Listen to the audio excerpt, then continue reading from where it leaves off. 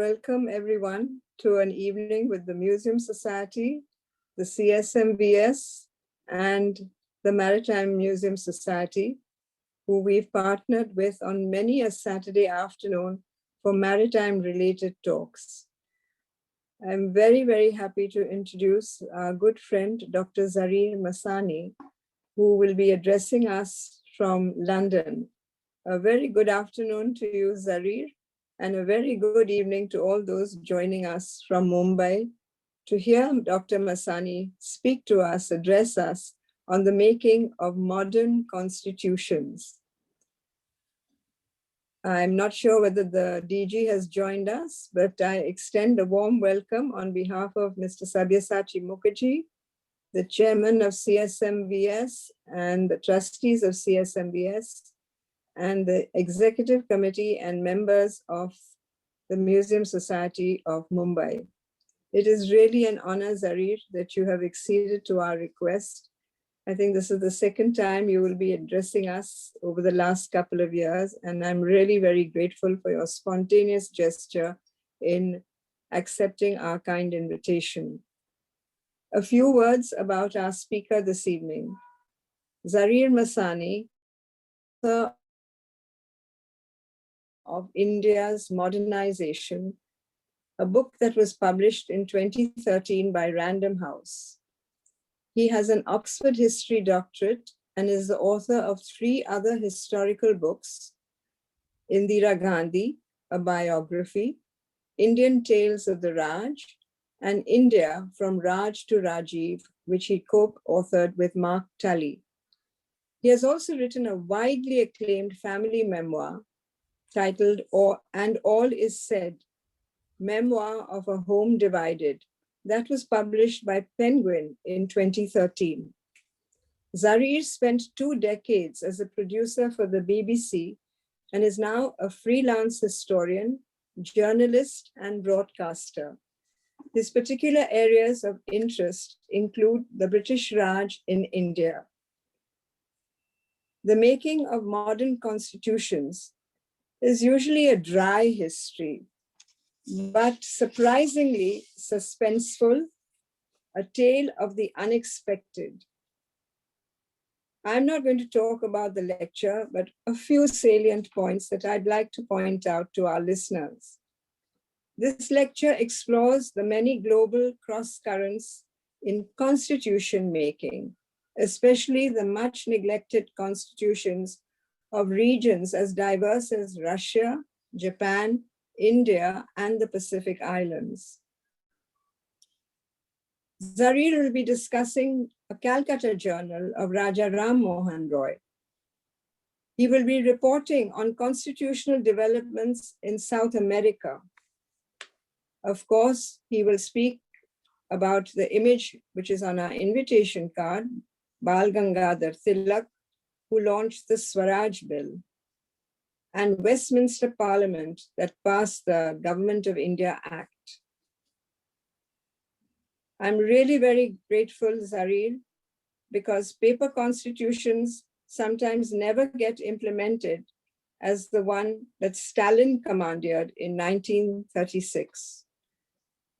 Constitutions are only as powerful as the political will to implement them. And this is so true in the India of 2021, the India in which we are passing through a phase where we struggle with our constitution, our judiciary, our legislature, and all the other paraphernalia that goes into ruling a nation as vast and diverse as ours. So, Zareer, it is with immense pleasure that I welcome you to address us. I have just one last comment to make. We couldn't do these lectures without the able support of our young and dynamic technical team led by Jason John, who made the preliminary announcements. And tonight we have with us Sanjana, Mrinalini, Sanika, and Yashraj. Thank you, my ever faithful tech team, for being with us week after week, which you have done over the last 1 year. So over to you, tech team, and welcome Dr. Zareer Masani. Thank you so much.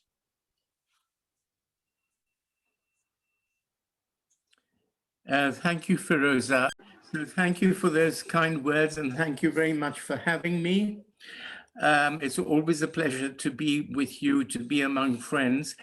I'm going to see if I can share my screen with my few PowerPoint slides. So they're not particularly exciting, but here they are. And the one you're seeing first of all is King John with his barons at Runnymede. And so I want to start with the idea of Magna Carta, which we are all familiar with and we all learn about at school. And it is suggested that it was the beginning of British democracy, which we later inherited. We often forget that Magna Carta actually was motivated, but not by any urge for democracy, but by King John's need for taxes from his barons. So he needed their consent, and they extracted all the concessions which they were able to, and which are enshrined in Magna Carta. So what that was an early expression of what we call the rule of law, whereby an executive is bound by the law as much as its subjects. Now, this is a process which we call constitutionalism, which is the making of constitutions and the practice of having constitutions. As Firoza said in her introduction, it could be a rather dry subject. I hope I'm going to make it a bit more lively today. And the point I want to make is that it originated not so much in any Western commitment to democracy, which is what we are normally taught, exemplified by Magna Carta, but in a desire to raise taxes with the consent of subject populations. The Whig theory of history, which is what we grew up on, assumed that Britain led democracy with Magna Carta, then the English Civil War of 1649, and then the Glorious Revolution of 1689, which ended James II and brought in William and Mary. Now, that's the constitutional history that I learned at school and university, and it was dominated by the authority of Walter Bagehot. Now, I'm going to give you a slide of Walter Bagehot, who was a 19th century constitutional historian and expert. And he laid down what were the basic principles of representative and responsible government. The two things were not quite the same, representative and responsible government. Representative government referred to legislation by elected bodies. Responsible government referred to governments being responsible to those legislatures. So there were two parts of a movement towards democracy. So an interesting research development on constitutionalism recently has been the notion that it was closely related to the growth of modern large-scale, especially naval warfare, because that entailed very high costs, and aspiring military powers needed to seek constitutional legitimacy with the citizens they were taxing. It also explains why it took so long to concede the vote to women, because quite simply, they were not deemed necessary for military service. So men were taxed because men were expected to serve. This is an argument that's been expanded in some detail by the eminent British historian Linda Colley, whom some of you may have come across. She's always highly original. She's authored previous books on British national identity and the power struggles between British imperialism and rival powers in kingdoms as disparate as Morocco and Tipu Sultan's Mysore. What I found most fascinating in Linda Colley's study of constitutions is the many global cross-currents in constitution making that she identifies and explores, especially in much neglected constitutions of regions like Russia, Japan, India, and even the Pacific Islands. Rules of government go back a long way to as far back as 1750 BC with the famous code of the Assyrian Emperor Hammurabi, which we also learnt about at school. And I will give you another slide here. That's Hammurabi dispensing his code. But it was only from the 18th century onwards that written constitutions began to be seen as a trademark of modern progressive nationhood.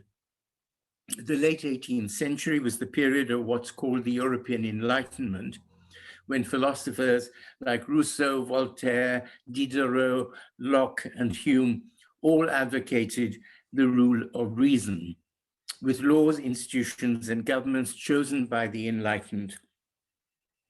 An early outcome you'll all be familiar with was, of course, the American Constitution, with its emphasis on fundamental human rights derived from British liberals like Tom Paine. You remember the American slogan, "No taxation without representation." So again, it links constitutionalism with tax raising. And it referred to the absence of American representation in the then Westminster Parliament. It was the modern world's first written constitution, the American one, unlike the informal British version, which was unwritten, which it replaced. And the American Constitution set the fashion for written constitutions all over the world. Far less successful, but influenced by the American Constitution, were the constitutions that followed the French Revolution in 1789. Now, these were inspired partly by America, but partly also by the neighboring unwritten Constitution of Britain. You may be surprised to hear that the French Revolution was first led not by the masses, but by liberal aristocrats. And they devised a constitutional monarchy modeled partly on Britain's and partly on the American presidency. It had a National Assembly elected by universal manhood suffrage, not women, unfortunately, with an executive appointed by the monarch, who was then the indecisive but good-natured Louis XVI, who retained a right of veto on legislation. Now I will give you another slide here, which is of the French royal family, Louis XVI and Marie Antoinette, with their children. And this shows them in a rather informal, familial context. Now, my pages are sticking together and I just need to check my notes. Yes. The infant French Constitution, which was enacted in 1791, ground to a halt only 2 years later in 1793, when the king used his veto for the first time to defend the Catholic Church, which was going to be abolished. His ministers failed to command a majority in the assembly, and the Paris mob rioted, invaded the Tuileries Palace, and brought down the monarchy. It was interesting that a highly misogynistic and chauvinistic French gutter press pinned the blame on the more decisive Austrian-born Queen Marie Antoinette, first labeled Madame Deficit for her alleged extravagance, and later Madame Veto for having inspired Louis XVI's use of his royal veto, both of them unfairly blaming her. She bravely paid the price, stoically bearing harsh imprisonment, the loss of her husband and children, and finally her own life. There followed a series of republican constitutions, much reducing the powers of the National Assembly in favor of the so-called Committee of Public Safety, rather wrongly named because it massacred people. Then the French established something called a directorate. Then we came Napoleon's empire. Finally, the wheel turned full circle in 1815 with the Bourbon monarchy restored under Louis XVIII, Louis XVI's brother, then followed by the more limited Orleanist monarchy of his cousin in 1830, then the Second Empire of Napoleon's nephew in 1854, and finally the chronically unstable Third, Fourth, and Fifth French republics, which we're still living with today. Not surprisingly, Macaulay took a very dim view of such extravagant French constitutionalism. He complained that the French couldn't resist overthrowing democratic regimes for more repressive ones.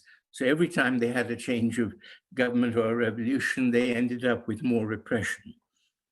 What this saga certainly demonstrates is how constitutions could be used just as often to shore up monarchies and empires as to safeguard popular republics. One example we rarely hear of was the constitution that Russia almost got way back in the 1780s. It was called the Great Nakaz, and it was inaugurated by Catherine the Great, then Empress of Russia. Now I will give you a slide of Catherine, there we are, sitting at her desk. And what she's doing is writing this nakaz. Catherine, you may know, began life as a minor German princess, married off to a sadistic, half-mad Tsar, coup against her brutal husband, crowned herself empress in her own right, and led Russia for 3 decades, making it a great power with huge new territorial conquests. Alongside her military achievements, Catherine was also a very widely read intellectual, corresponded with French philosophers, led a major program of Russian modernization along rational European lines. Part of this was the nakaz, which was her personally handwritten code of several volumes of regulations for her officials. She rose at dawn every morning to work on the nakaz for several hours each day, contrary to the tabloid myth of her as a sexually insatiable, pleasure-loving monarch, again, similar to the demonization of Marie Antoinette. Now, in a move unprecedented in Russian history, Catherine submitted her nakaz to be debated and voted upon in a referendum by Russia's provincial gentry, including for the first time in world history, female landowners. But Catherine's plans to democratize Russia were rudely interrupted by the French Revolution. The execution of Louis XVI and Marie Antoinette was a warning of what could happen to constitutional monarchies in emerging democracies. The Russian nakaz was the first of many ill-fated constitutional experiments across Latin America, Asia, and Africa through most of the 19th century. These could begin like the newly liberated Black slaves on the island of Haiti, which became a republic like its former French revolutionary rulers, then a few years later set up its own Black monarchy, the first in the world, which rapidly descended into civil war and anarchy.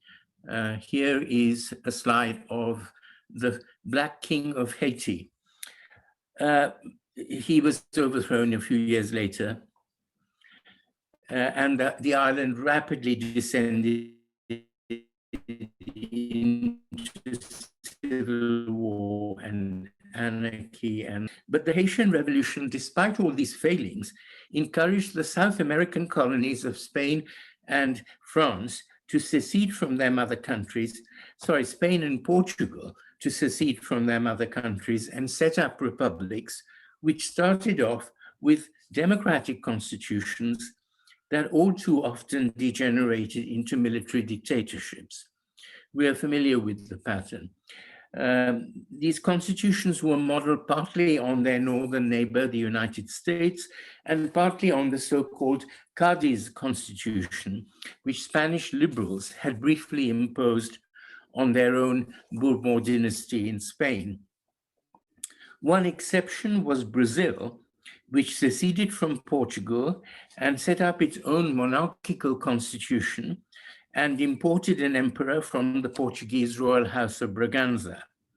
So Brazil became an empire in the middle of the 19th century and dealt on equal terms with Western European empires.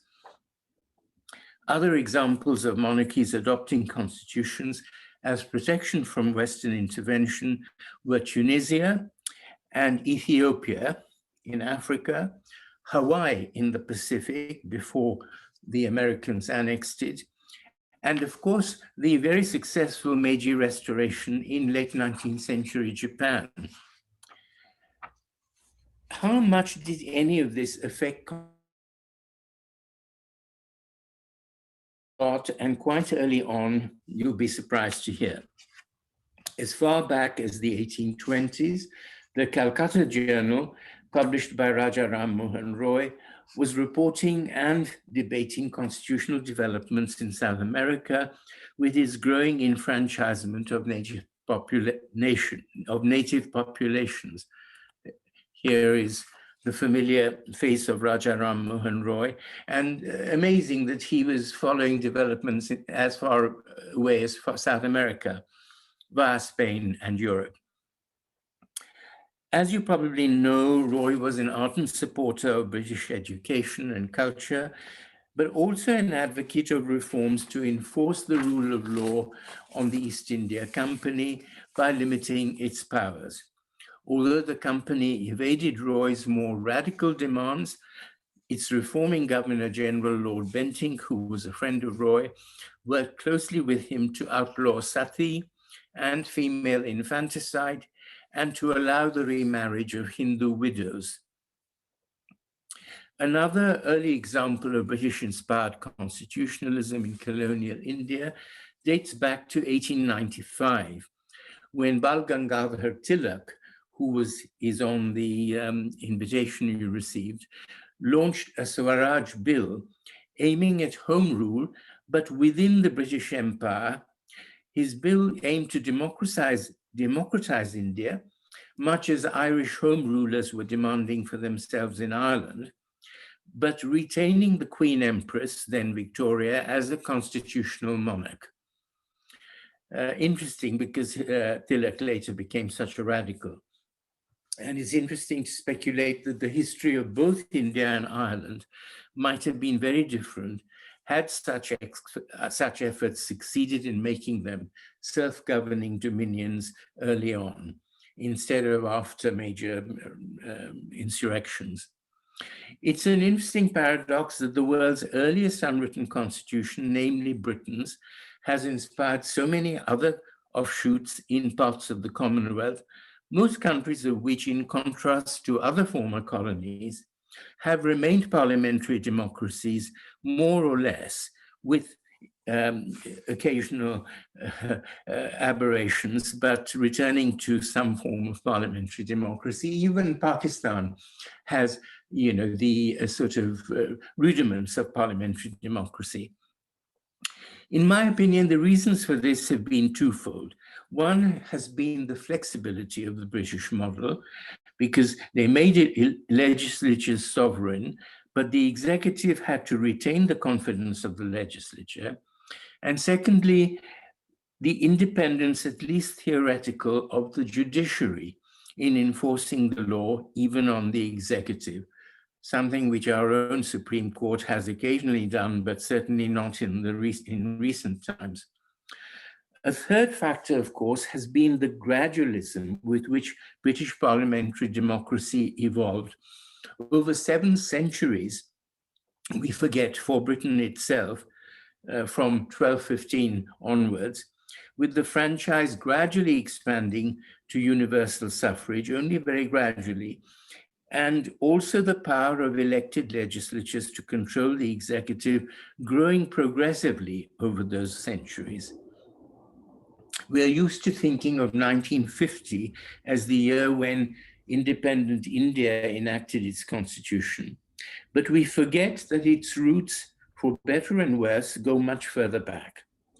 Arguably, I would suggest the process began way back in the 1870s with local self-government, based on municipalities and city fathers elected by middle-class Indians running cities like Bombay and Calcutta. The Bombay Municipal Corporation dates back to those years, much more democratic then than it is now. Many who later went on to become nationalist leaders cut their teeth in those municipalities. People like Subhash Bose and Firoz Shah Mehta are prime examples. My own father began as a Bombay municipal corporator while in and out of jail for Congress's civil disobedience.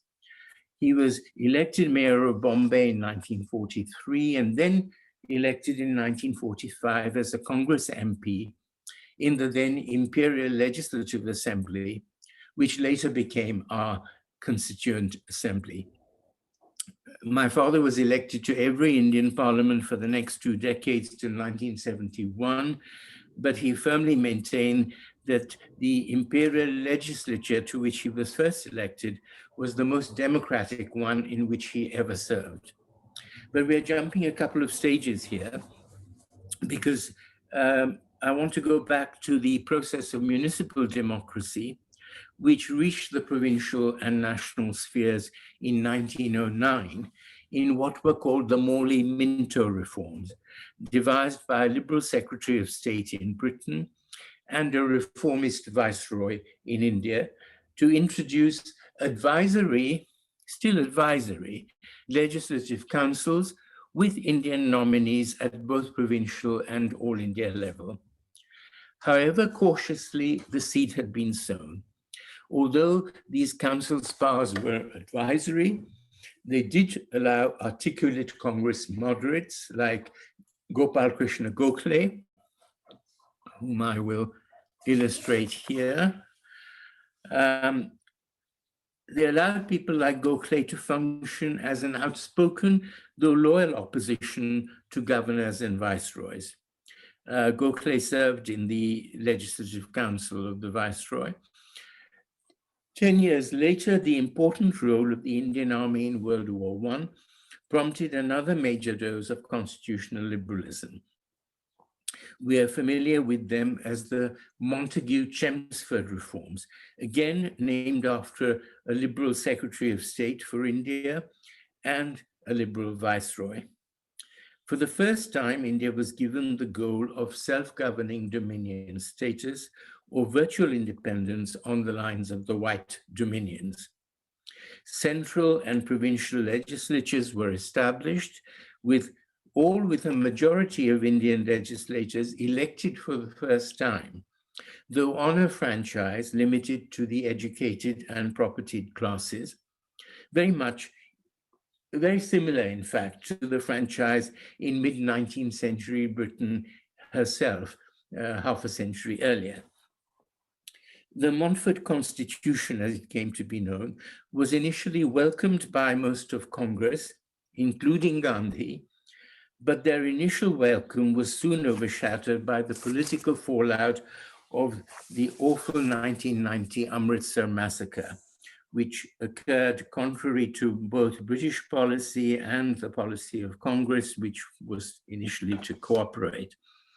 The massacre transformed the mood in Congress, and it eased Gandhi's path to capturing the organization for what became his campaign of non-cooperation. So the reforms could not have come at a worse time politically, but they nevertheless did achieve some practical results. A substantial number of Congress moderates, led by people like Sir Tej Bahadur Sapru, who appears here. So the Congress moderates were led by Tej Bahadur Sapru and Srinivas Shastri. They seceded from Congress and formed the Indian Liberal Party, which contested elections to the new legislatures and accepted ministerial office in a provincial system known as diarchy, in which certain transferred subjects like health and education were transferred to elected Indian ministers, while sensitive reserved subjects like home affairs and policing were reserved for British appointees. So it was called diarchy because there were two sides to each provincial ministry, the Indian side and the British side. India was given its own seat at the League of Nations and control of its own national budget. So some of the attributes of independence. In 1922, following the collapse of Gandhian Satyagraha, the Liberals were joined and often replaced in the legislatures by the Swaraj Party, which was made up of congressmen led by the likes of Motilal Nehru, Jawaharlal's father, and Chittaranjan Das, the great Bengali leader. And they wanted to use these infant legislatures as platforms for further reforms. Now, although Dominion's status, as I mentioned, was implicit in these reforms, one major hurdle remained. How could Britain transfer power to elected Indian governments and legislatures while protecting minorities like Muslims, Dalits, and Sikhs from majoritarian Hindu domination? In fact, to avoid precisely the sort of outcome we see today, in which Muslims number 15 to 18% of our population, but only 2% in our parliament, which is the result of our adopting the British first-past-the-post system instead of proportional representation, which might have been far better suited to India with its many diverse communities and minority communities.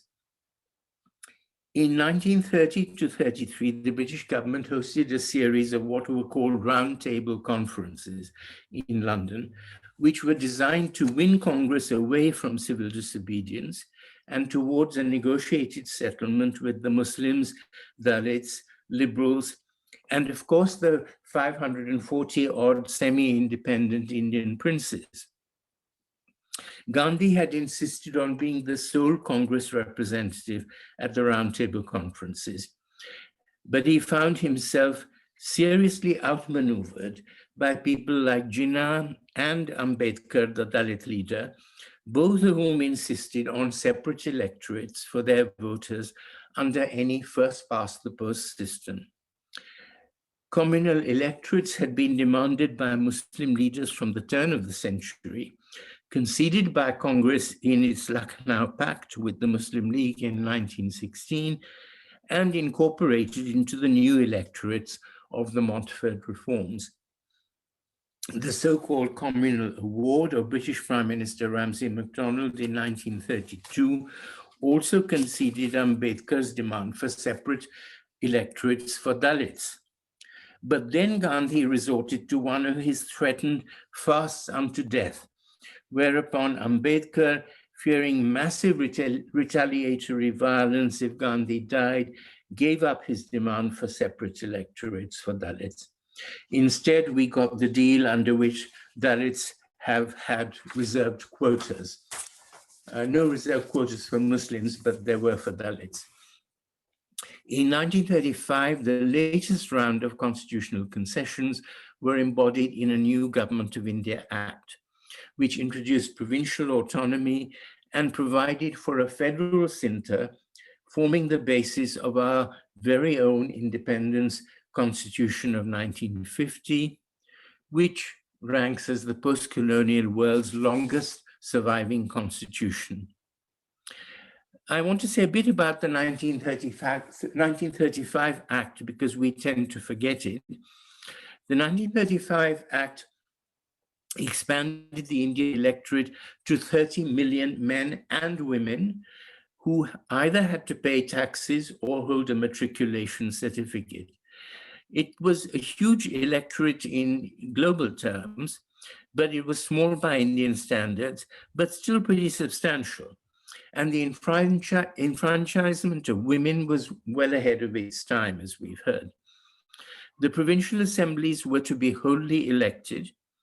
Ministers were to be responsible to those legislatures, and there were to be no reserved subjects except defense, finance, and foreign affairs, which were reserved for the Viceroy's Executive Council at the center, which was still appointed by him, but with several more Indian members.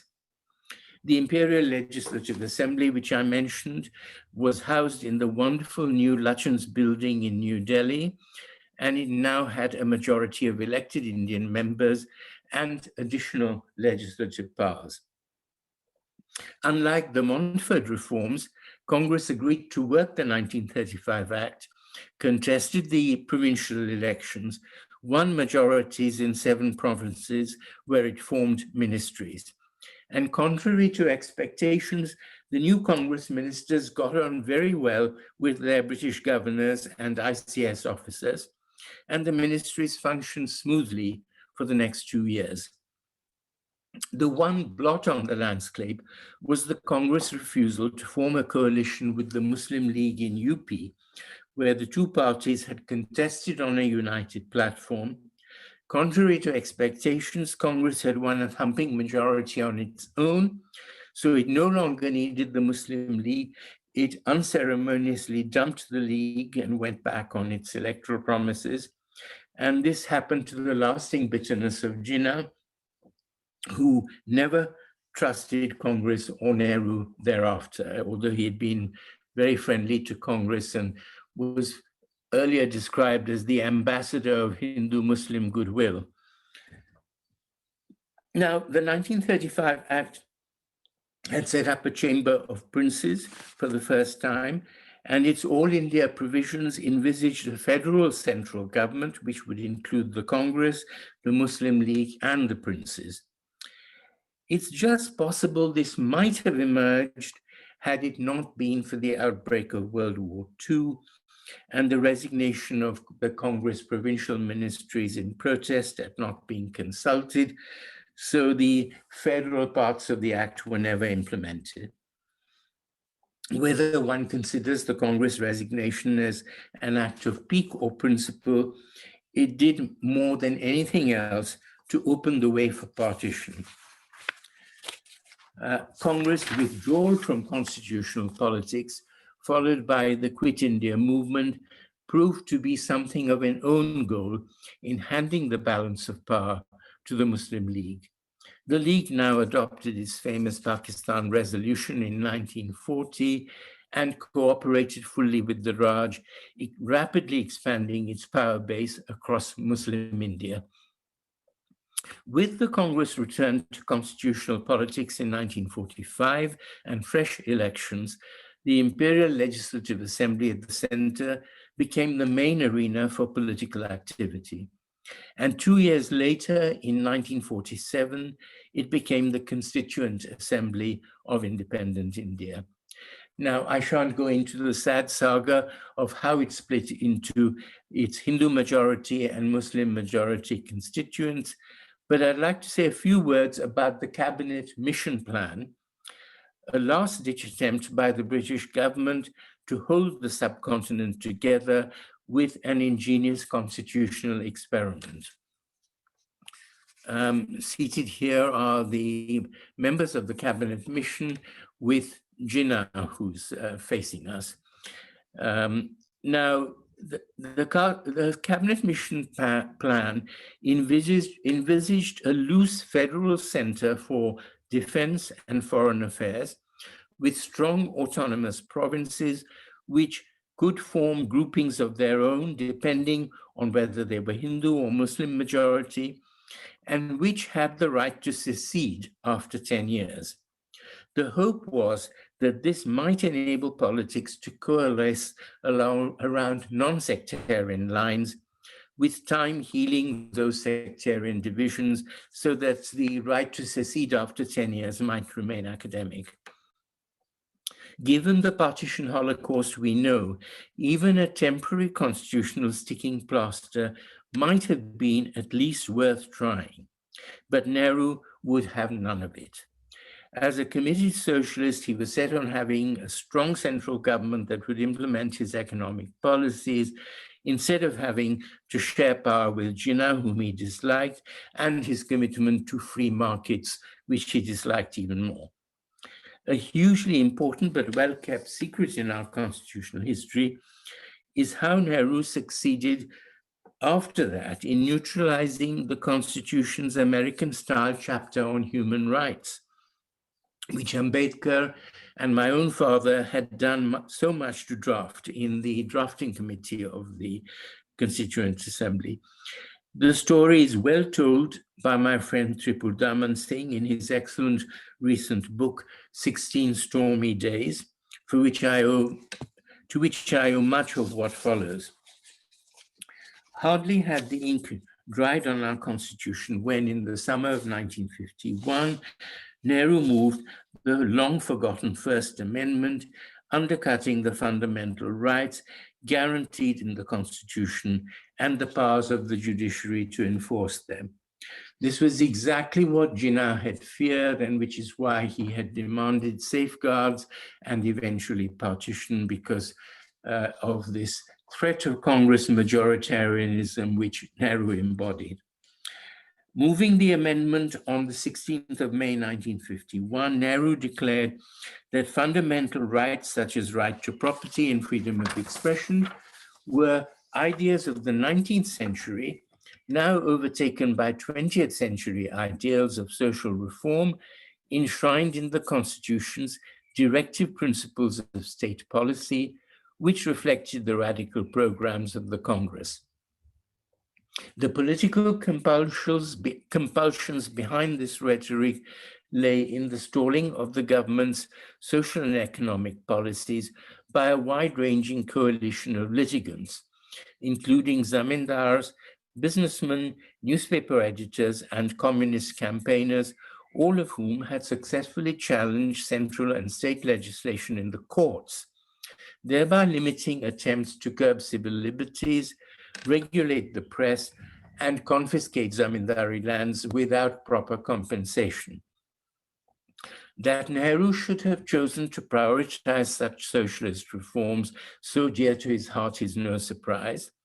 He had, after all, rejected power sharing with Jinnah's Muslim League because he considered partly that it represented conservative elements. He had opted for partition instead and preferred that option, so that Congress could be master in its own house and free to implement its socialist policies.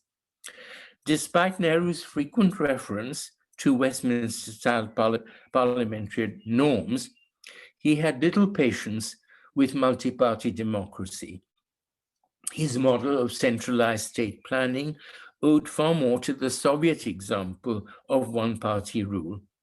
The First Amendment was instrumental in constructing such a one-party state by neutralizing at one stroke all the political opponents of left and right who might have clubbed together in effective parliamentary opposition. What is surprising is how Nehru overcame reservations among some of his own close colleagues and parliamentary backbenchers and faced down opposition from some fearless critics. Foremost among these critics was Sardar Patel, who died just a few months before the amendment, but was in poor health. And his reservations had been overcome by his desire to suppress communist insurgency through preventive detention, which meant ruling out judicial intervention. Similar concerns may have persuaded his successor as Home Minister, Rajaji, into supporting Nehru, surprisingly so, given Rajaji's later championship of liberal opposition by the Swatantra Party. Then there was Nehru's Law Minister, Br Ambedkar, chief architect of the Constitution and once the champion of its fundamental rights, which he had formerly described as the very heart and soul of the Constitution. His support for Nehru's amendment was secured by the promise of reservations in public services for Dalits, which were likely to have been found ultra vires of fundamental rights to employment if fundamental rights be supreme. Finally, there was the President of the Republic, Rajendra Prasad, who appears here in my final slide, who was himself a small zamindar and was staunchly opposed to measures to sweep away zamindari without proper compensation. The president, we learn from Tripurdaman's revealing account, made several attempts to advise and warn his ministers against this assault on fundamental rights, although he stopped short of a public challenge after Nehru threatened to resign and force a constitutional crisis. It's little realized today that the amendment, which was virtually a second constitution, created a specialist schedule where laws could be placed to make them immune to judicial review. According to one jurist, this was an obscenity created by willful resolve, the mother of all subsequent breaches of our fundamental rights.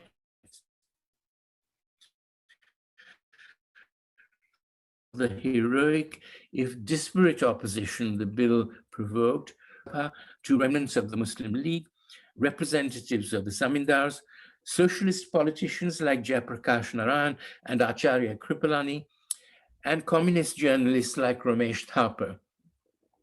Some of the Congress party's own backbenchers questioned the wisdom of a provisional parliament elected on a limited franchise in 1945 as the Imperial Legislative Assembly, enacting such a momentous measure.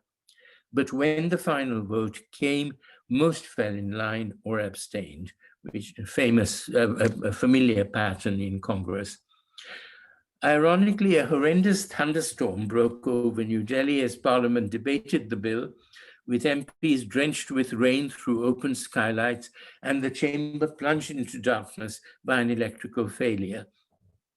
This battle, fought almost 70 years ago, has cast a long shadow on our post-independence politics, providing the constitutional basis for elective one-party dictatorships under Nehru, later his daughter Indira, and today by the BJP. What was lost in this assertion of unlimited parliamentary sovereignty was the independence of the judiciary and the rights of the individual against the state. It has meant that the executive arm of the state, provided it has the necessary parliamentary numbers, can expropriate private property, nationalize private companies, ban newspapers, arrest dissidents without trial, and impose caste-based quotas on employment, and all this in the name of democracy. It may seem ironical today how eager most Congress leaders were to resume these autocratic reserve powers of the colonial rulers they had just evicted. These were powers which went back to the 1935 Constitution. The result may have been the death knell of the old landed aristocracy with Nehru's land reforms, but it has also seen the rise of corrupt new elites based on a competitive scramble for job reservations for proliferating so-called backward castes. The results of Nehru's emasculation of the Constitution and the judiciary's helplessness to enforce it are amply demonstrated today in the Supreme Court turning a blind eye to the subversion of fundamental freedoms in Kashmir. Ultimately, constitutions are only as powerful as the political will to implement them. My concluding thought is about the relationship between political will and formal constitutions. The prime example of a paper constitution never implemented was the one Stalin commandeered in 1936 for his Soviet dictatorship. But perhaps even such paper exercises are a useful text to which democratic reformers can and do turn. One optimistic example is how human rights campaigners against the Putin dictatorship in Russia today still hold up copies of the Russian constitution with the wonderful rights it promises. Is it time, I wonder, for liberal Indians to do the same, preferably with our own unadulterated original constitution, minus Nehru's First Amendment? So I will leave you here with this thought and happy to answer questions.